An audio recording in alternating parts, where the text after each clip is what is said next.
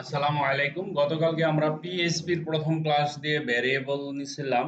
I think পিএইচপির class ছিল 2। আজকে আমরা 3 নাম্বার ক্লাস শুরু করব ডেটা টাইপ দিয়ে। ভ্যারিয়েবল আমরা গতকালকে বুঝছি, একদম ভেরি ইজি এবং সহজ ছিল, কোনো প্রবলেম ছিল না। ওকে, গতকালকের ক্লাসটা অনেক সহজ ছিল। আজকের ক্লাসটা তার চেয়ে আরো বেশি সহজ। একেবারে সিম্পল একটা জিনিস, ডেটা টাইপ। আপনারা জানেন যে ডেটা কি জিনিস? ডেটা হচ্ছে যেখানে আমরা কোনো কিছু লিখি, সেটা ডেটা।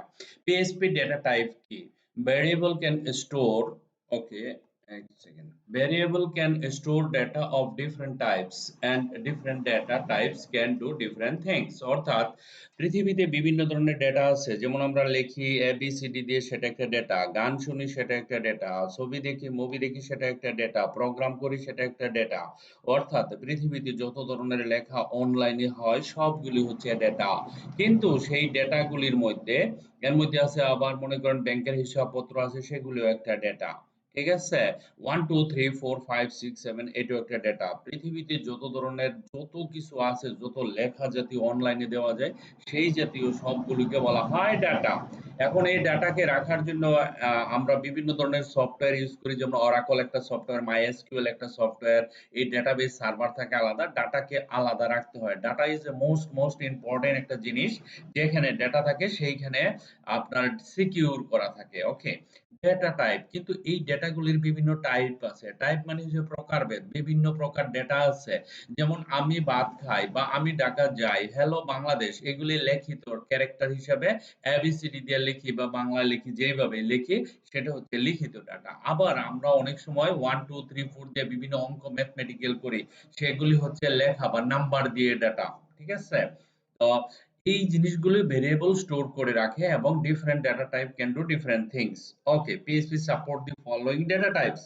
আপনাদের মুখস্থ করতে হবে: স্ট্রিং একটা ডেটাবেস, ইন্টিজার একটা ডেটাবেস, ফ্লোট একটা ডেটাবেস।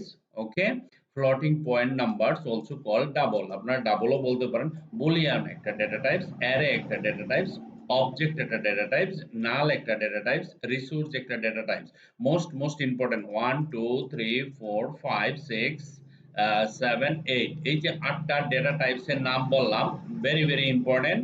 এগুলোর ব্যবহার জানতে হবে পিএইচপি তে। স্ট্রিং ডেটাবেস, স্ট্রিং কি?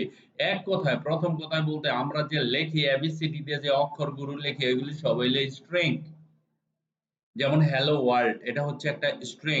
এ string can be any text inside quote, কোটেশনের ভিতরে থাকবে, সবই হচ্ছে S T R I N G string. You can use a single আর double quote also. Example, get your own PHP server. PHP server আমি নিলাম, পিএইচপি সার্ভার আমি রান করলাম, জেম সার্ভার রান করলাম, জেম সার্ভার রান করে htdoc এর ভিতরে গিয়ে ওইখানে একটা ফোল্ডার বানাইছি নিউ পিএইচপি, তারপরে সেখানে আমি এই প্রোগ্রামটা রান করলাম। এখন এই প্রোগ্রামটা যদি আমি রান করে দেখতে চাই, তাহলে আমরা কি পাবো? দেখতে পাবো যে ধরেন আমরা আমাদের প্রোগ্রাম পিএইচপি তে যাচ্ছে, আমি রান করার পরে, এগুলি তো আপনারা জানেন, পিএইচপি যে পিএইচপি সার্ভার রান করা আছে। তারপরে আমরা যদি এখানে যাই, তারপরে আমরা দেখতে পাবো যে হ্যালো বাংলাদেশ 3, এটা গতকালকের ছিল।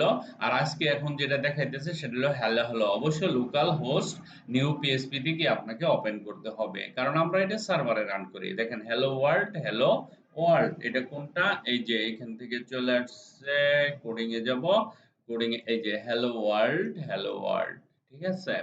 এখন আমরা যদি এই জায়গায় এক্স লিখি, ধরেন আমি সরি, আমি লিখলাম এখানে এক্স, দুইটাই সেম, তাই না? এখন কি হবে? কি দেখাবে?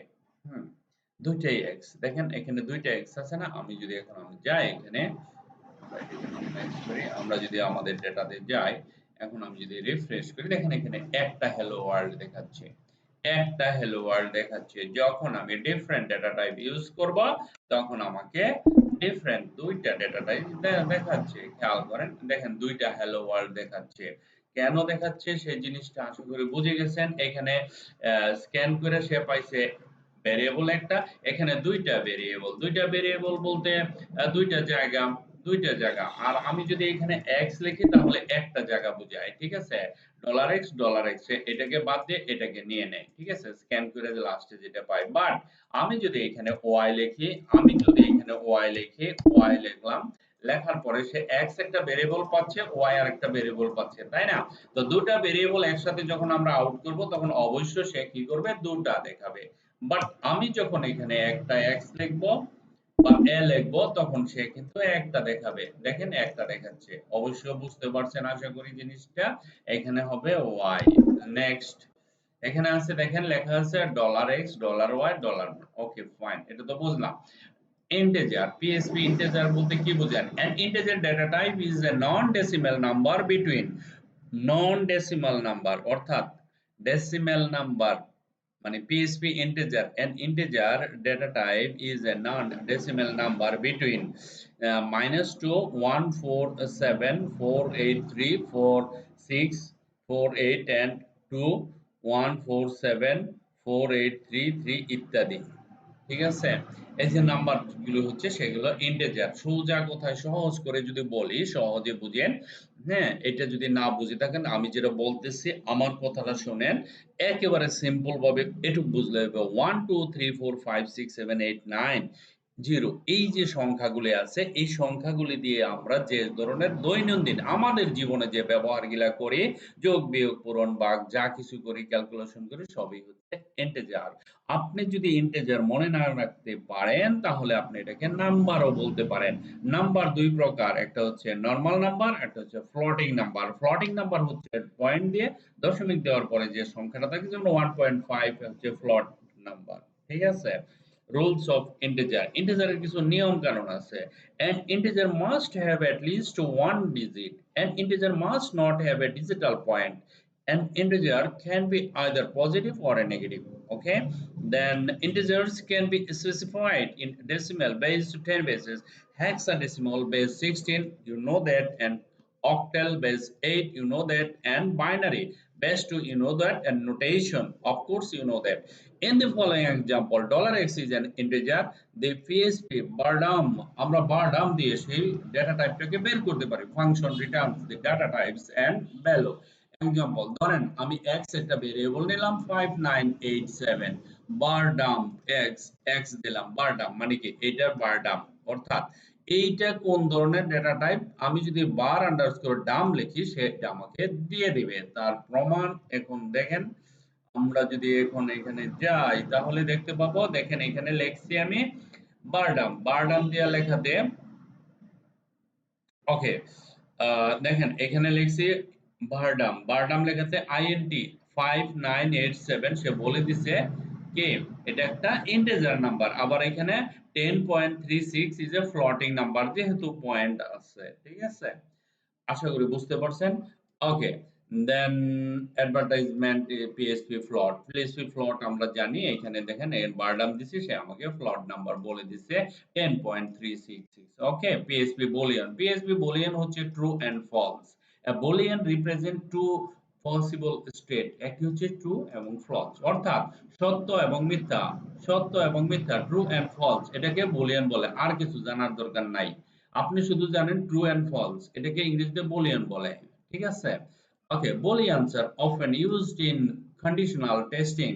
You will learn more about conditional testing in the later chapter for this tutorial. Okay, PHP array, PHP array মানে কি? array হচ্ছে মাল্টিপল ভ্যালুজ, একটা ভেরিয়েবলের ভিতরে অনেকগুলো, যেমন x is equal to 1 2 3 4 5, তারপরে ফ্রুটস, ম্যাঙ্গো, আপেল ইত্যাদি একটা ভেরিয়েবলের ভিতরে ঢুকাইলে সেটাকে অ্যারে দিয়ে প্রকাশ করতে হয়। ওকে, in this following example, dollar cards in an array, the PHP burdam and functions return the data types and values. Examples, and dollar cards is equal to, দেখেন array, array আমি বলবো একটা কারের নাম, বিএমডব্লিউ একটা কারের নাম, টয়োটা একটা কারের নাম, বারডামস দিয়ে দেওয়া হয়েছে ইকুইজ ব্রেক।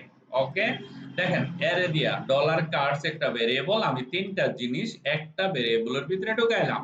কেমনে ঢুকাইলাম? অ্যারে ইউজ করে। আমরা যদি এইভাবে লিখতে পারি তাহলে অনেকগুলি ভ্যালু আমরা দিতে পারি। এখানে আমরা চাইলে আরো অনেক ভ্যালু দিতে পারি। ধরেন আমি কমা দিয়ে এখানে দিতে পারি 1 2 3 5, বাট কোটেশন হবে না। আবার এখানে দিলাম আমি এরকম ম্যানজিও ম্যাঙ্গো, দেখেন এটা আবার কোটেশন হচ্ছে। কারণ হচ্ছে 1 2 3 4 হচ্ছে ইন্টিজার নাম্বার অথবা ফ্লোট নাম্বার হতে পারে, বাট এটা হচ্ছে স্ট্রিং। স্ট্রিং আমি বলছি যে কোটেশনের ভিতরে দিতে হয়।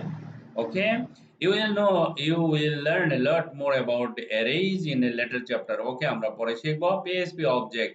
অবজেক্টটা এখন আপনাদের জানার প্রয়োজন নেই, আরো পরে আস্তে আস্তে জানবেন যখন বাস্তব ক্ষেত্রে চলে যাবেন, যখন প্রোডাক্ট ইউজ করবেন, ডাইরেক্ট অবজেক্ট নিয়ে কাজ করবেন। Object is nothing but a class. Class and object are the two main aspects of object-oriented program (OOP). A class is a template for objects. An object is an instance of a class. When the individual objects are created, the inherit মানে উত্তরাধিকার সূত্রে all the properties and behavior from the class, but each object will have different values for the properties. Okay, I think you understand. Let's assume we have a class named card, and a card can have properties like model, card, etc. We can define variables like $model1, model colors, and so on to hold the values of these properties. When the individual objects Volvo W Toyotas are created, they inherit all the properties and behaviors from the class, but each object will have different values for the properties. You know that if you create a constraint, okay, function, and will automatically call this function when you create an object, a class. Okay, then see reference. Here you can see আমরা একটা class নিছি, কার নিছি, reference to দিছি, reference তারপরে public, এটা একটা variable নিছি, public দেওয়ার পর ফাংশন দিছি, কনস্ট দিছি। এই জিনিসটা আপনারা এখন বুঝবেন না, আমরা যখন ডিপে যাব পিএইচপি এর ভিতরে কাজ করব তখন আপনারা এটা ভালো করে বুঝতে পারবেন। তো বাট এটার আউটপুট আমরা দেখে নেই। আউটপুট হচ্ছে গিয়া এই জায়গাতে দেখেন আমরা আউটপুট পাইছি। এখানে হচ্ছে গিয়া যে অ্যারে 3 দিলাম, এখানে স্ট্রিং বলবো, স্ট্রিং বিএমডব্লিউ, স্ট্রিং সবগুলোর নাম বলে দিছে। মাই কার ইজ এ ব্ল্যাক বলবো, my car is a red Toyota. তারপর হচ্ছে নাল, আমরা নালে যাচ্ছি। নাল কি, হোয়াট ইজ নাল? নাল মানে nothing, actually no nothing, something is there. Null is a special data type which can have only one value. Only one value, null. A variable of a data type null is a variable that has no value assigned to it. আপনার একটা ঘর আছে, ঘরের ভিতরে কিছু নাই, শূন্য। আপনি একটা বক্স নিছেন, বক্সের ভিতরে কিছু নাই, শূন্য। দ্যাট ইজ কল নাল। নাল আসবে তখনই যখন আপনার কিন্তু জায়গা আছে, বাড়ি আছে, সব আছে, কিন্তু আপনি জিনিস নাই, সেটা হলো নাল। ওকে, tips: if a variable is created without a value, it is automatically assigned a value of null. অর্থাৎ আপনি একটা ভেরিয়েবল ক্রিয়েট করছেন কিন্তু কোনো ভ্যালু দেন নাই। আমরা তো জানি ভেরিয়েবলের ভ্যালু কোনটা।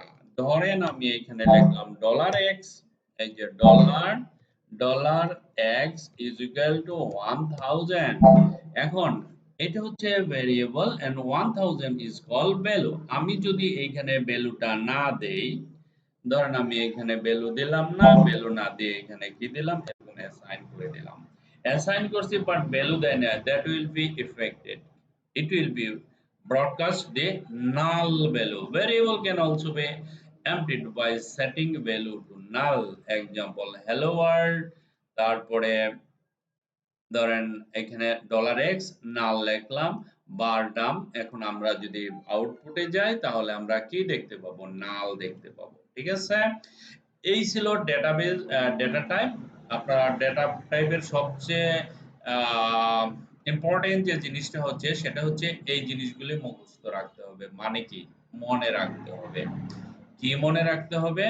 সেটা হচ্ছে এই যে ডেটা টাইপ আমরা দিলাম না, এখন ডেটা টাইপ কোথায় আছে? স্ট্রিং। এই যে এই কয়টা জিনিস আপনাকে ভালো করে মনে রাখতে হবে। ওকে, কি স্ট্রিং একটা ডেটা টাইপ, যে কোনো লেখা, ইন্টিজার যে কোনো নাম্বার, ফ্লোট দশমিকের নাম্বার, বুলিয়ান সত্য মিথ্যা, অ্যারে মাল্টি ভ্যালু, অবজেক্ট যেটা নাকি আপনার প্র্যাকটিক্যালি আমরা কাজ করব, যেমন গাড়ির ইঞ্জিন হচ্ছে অবজেক্ট, নাল বক্স আছে, নাথিং কিছু না, resource no need.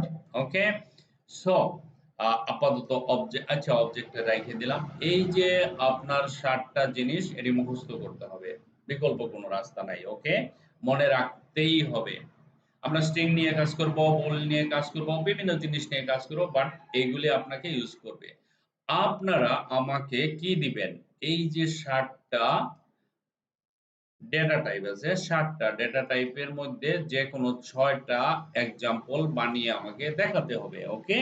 Thank you very much for watching this video. Bye by.